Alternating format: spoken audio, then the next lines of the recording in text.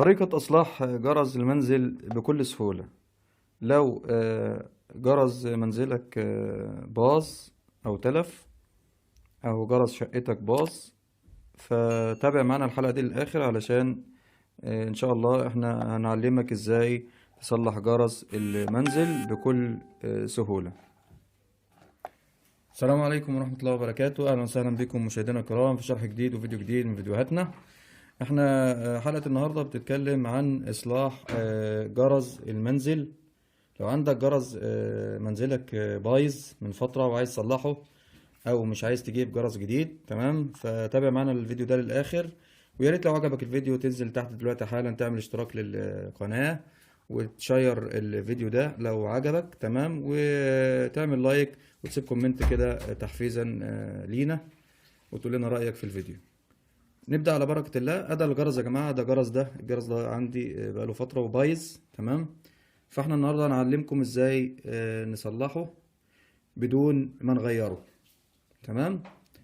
هنتأكد ازاي ان هو فعلا يعني بايظ برضو، علشان يعني الناس كلها، كل اصدقائنا اللي بيتابعونا، يعني يبقى فيه نوع من انواع الشفافية او المصداقية.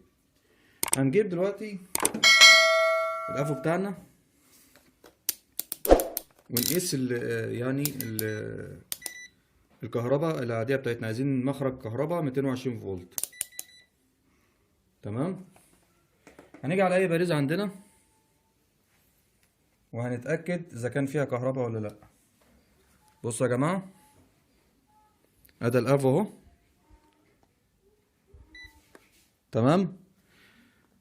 عشان برضو المصداقية هنأكد على حضراتكم. ادي مخرج فولتية 220 فولت، تمام؟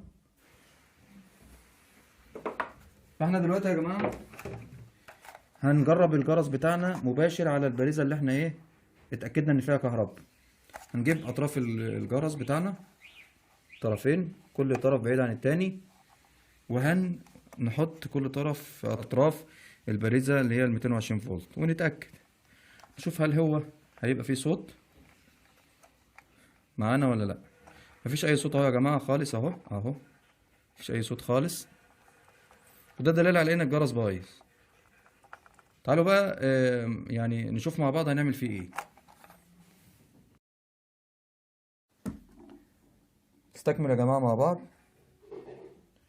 احنا دلوقتي اتأكدنا ان الجرس بايظ، فاحنا هعلمكم ازاي نتعامل وياه. في البداية هنقلب الجرس كده وهنفك الغطا اللي هو الخلفي.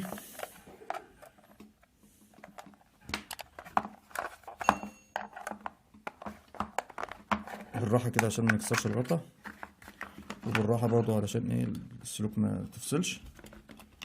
هنحط ده على جنب كده. هذا الجرس يا جماعة من جوه، شايفين؟ الجرس ده عبارة عن سماعة، تمام؟ سبيكر ودايرة بتتحكم في الرنين في الجرس، تمام؟ مبدئيا يعني كقاعدة عامة، أي حد عنده جرس بايظ ممكن يكون بايظ منه أكتر من حاجة، مش حاجة واحدة بس، تمام؟ يعني ممكن يكون يلاقي حاجة في الدايرة هنا كده مثلا بايظة، يلاقي ديود مثلا محروق، يلاقي مكثف يعني منفوخ، تمام؟ دي اسمها مكثفات كيميائية. يلاقي كاباسيتور سيراميكي زي ده كده بايظ محروق، بيبقى بيدي لون اسود. يلاقي ملف زي ده محروق، طبعا احنا بنكتشف اذا كان محروق ولا لا بالافو. المهم احنا بنعمل اول حاجة بنعمل تيست عليها، تمام؟ في الجرس اللي هو السبيكر، تمام؟ احنا دلوقتي نروح على اطراف اللي هي السبيكر اللي هي اللي فوق دي، تمام؟ وهنتأكد اذا كان السماعة بتاعتنا او السبيكر بتاعنا شغال ولا لا. ده قبل اي حاجة، قبل ما ننزل تحت على الدايرة ونشوف اذا كان في يعني عطل في الدايرة نفسها ولا لا. فهنجيب الافو بتاعنا، هنظبط التدريج بتاعنا، المؤشر بتاعنا على البزر، وده البزر او الجرس، زي ما انتم شايفين كده يا جماعة، ده وضع الجرس. تمام. هتأكد طبعا بالمجسات.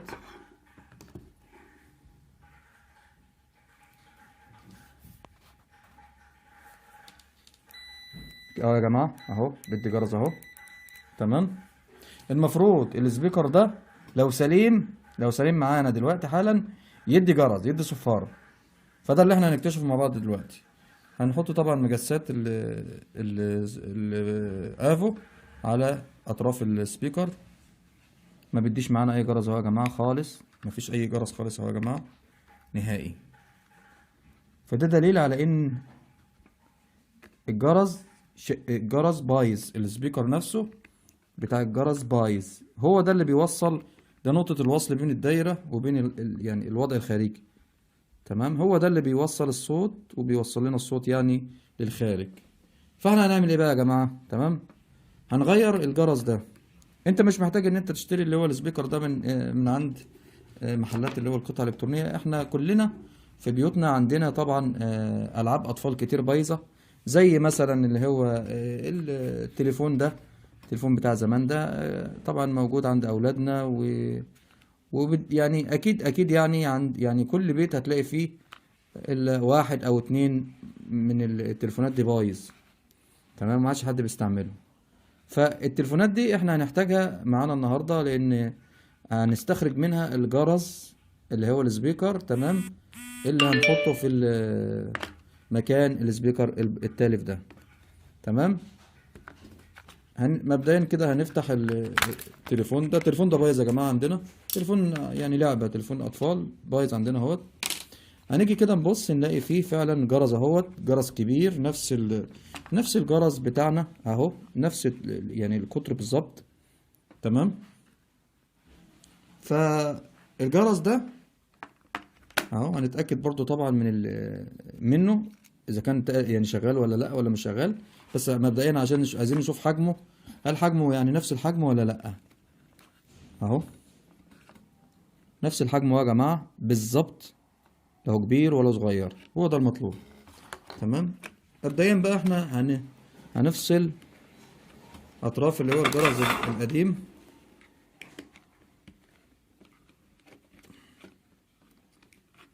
اطراف الجرس القديم هنفصلها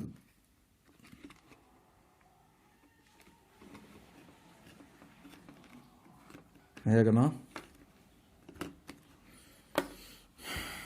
ده الجرس يا جماعه القديم، تقريبا زي ما تقولوا الطرف التاني محروق او حاجه اهو، يعني الملف بتاعه باظ يعني.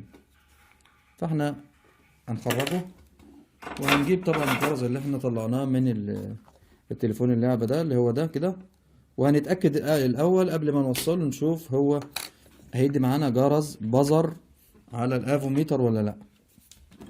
هنجيب الافوميتر بتاعنا على وضع الجرس، وهنتأكد بالمجسات ان هو بيدي صفارة.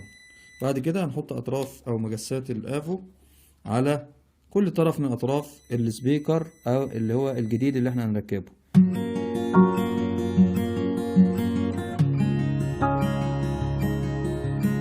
بصوا يا جماعة اهو، كل طرف من اطراف الافو على طرف من اطراف السبيكر ادى معانا جرس. سامعين صوت الجرس يا جماعة؟ ادى معانا الجرس. دي دليل على ان الملف مش معطوب، الملف سليم 100% والجرس شغال. هنيجي برضو نبص، نقلب الجرس كده ونشوف حالته بالنسبة للبلاستيك بتاعه عامل ايه. حالته كويسة جدا يا جماعة. طبعا اي جرس بيبقى في لعب الاطفال او في الموبايل اللي هو الالعاب بتاع الاطفال ده ما بيبقاش عليه يعني ضغط جامد. فاحنا هناخد بقى الجرس ده ونحطه ايه مكان الجرس القديم، وهنشوف اهو يا جماعه ركب اهوت في مكانه مظبوط. دليل على ان الجرس نفس حجم الجرس القديم بالظبط. كل اللي هنعمله طبعا احنا هنوصل طبعا، ثواني بس نشيل اللي هو الاطراف ده اهي. قرب يا يوسف الكاميرا علشان الناس تشوف.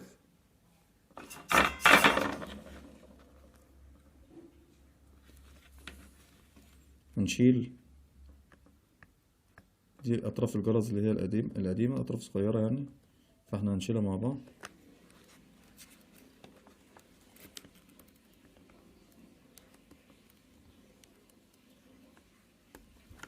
وهنحاول طبعا ايه ننشط القزير القديم، نحط له قزير جديد.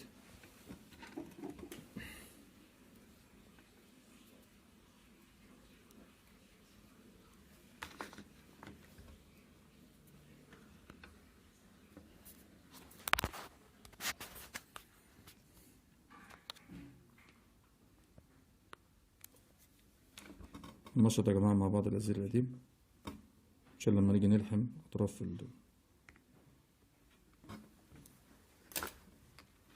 الجرس. وهننشط برضو من الناحية التانية أطراف التوصيل بتاعنا اهو.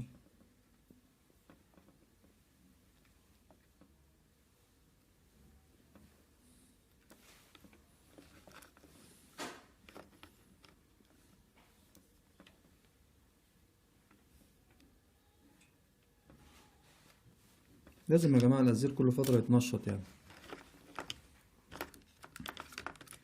ادي يا جماعة الأطراف اللي رايحة على السبيكر اهي، دول الطرفين دول رايحين على السبيكر. نوصلهم بقى، نبدأ نوصلهم كده.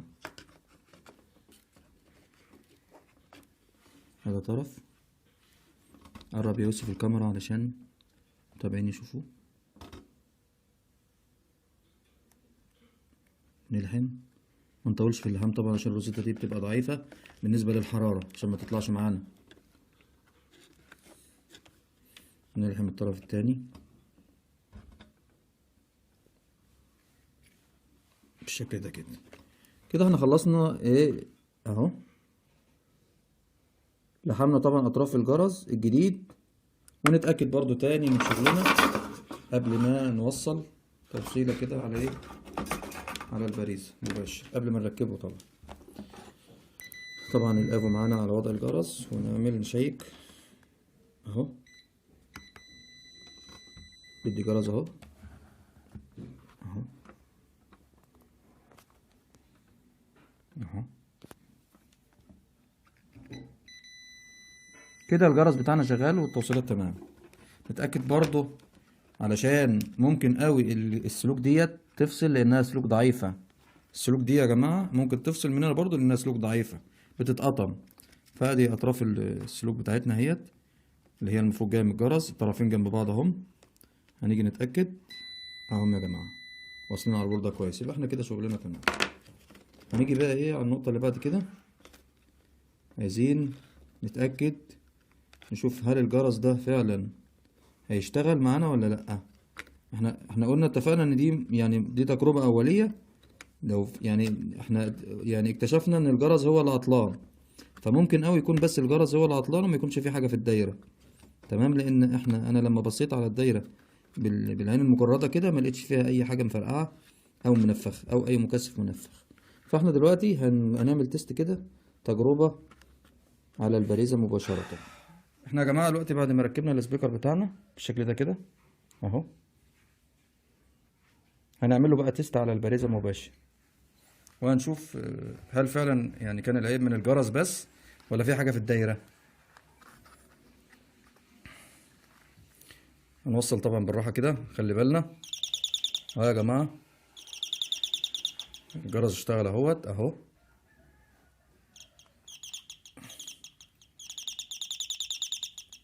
يبقى كده يا جماعة المشكلة كانت عندنا في الجرس كان الملف بتاعه بس محروق، واستبدلناه بجرس من يعني موبايل اطفال لعبة، تمام، من غير ما نشتريه. يبقى كده الدايرة بتاعتنا سليمة 100%، ما كانش فيها بس الا الجرس هو اللي بايظ واستبدلناه. وهنبدأ بقى ايه نقفل الجرس بتاعنا علشان نرجعه مكانه. هذا الجرس يا جماعة بعد ما طبعا ما اتأكدنا ان هو يعني تمام اشتغل معانا تمام، هنقفل بقى اللي هو الظهر بتاعنا بالراحة برضو عشان السلوك اللي بتاعتنا ما تفصلش اهو.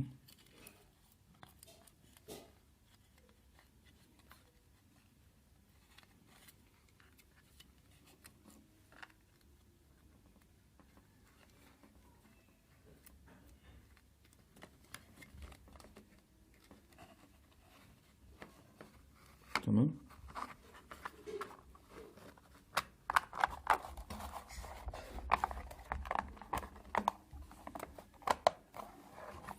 كده بجفت كده من الناحية التانية علشان العلبة بتبقى محكومة طبعا. نقوم جايين سندنا شوية بالجفت. خلاص اهو.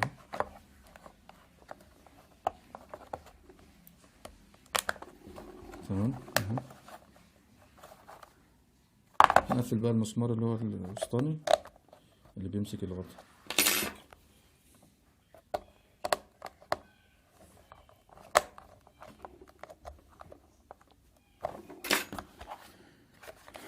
وبكده نكون انتهينا من تصليح الجرس بتاعنا، تمام، بأقل التكاليف ومن غير ما تروح تشتري جرس جديد او تشتري سبيكر جديد من عند اي حد بتاع قطع إلكترونية. تمام. كل حاجة موجودة عندنا في البيت، بس احنا مش عارفين نستغلها صح. يا ريت لو عجبكم الفيديو ما تنسوش يا جماعة تنزلوا دلوقتي حالا تعملوا شير كتير للفيديو ده علشان ينتشر، علشان زكاة العلم نشره، تمام، والكل يستفيد ان شاء الله. والسلام عليكم ورحمة الله وبركاته.